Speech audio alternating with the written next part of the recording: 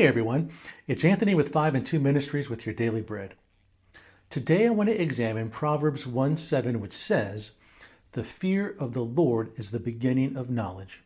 Fools despise wisdom and instruction." Now, the phrase fear of the Lord doesn't mean being afraid of God in the sense of terror or dread, like one would fear a dangerous enemy. Instead, in the biblical context, fear here refers to a deep reverence of awe and respect for God. It's about recognizing His holiness, power, and authority, leading to a life of wisdom and obedience.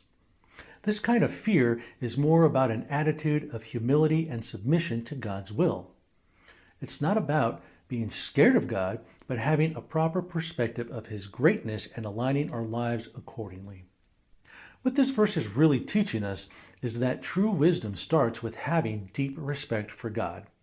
Not about being scared of Him, but about recognizing that He is the source of all truth and justice. When we honor God, trust Him, and seek His direction, we begin to understand what life is really about. On the other hand, those who reject God's wisdom, who think they know it all and refuse to be taught, are considered fools because they miss out on what truly matters. Now, when this was written, the people of Israel were expected to follow God's ways. Wisdom wasn't just about knowing things, it was about living rightly, making good choices, and staying on the right path. Back then, if someone ignored God's instructions, they often ended up in trouble. Their lives would become filled with bad decisions, consequences, and regret. But those who respected God and followed His wisdom were blessed. They were protected and able to navigate life successfully. This verse is just as important today as it was back then. We live in a time where information is everywhere, on the internet, in books, in schools. But having knowledge doesn't mean we have wisdom. True wisdom comes from God, and if we try to live without Him, we're building our lives on a shaky foundation.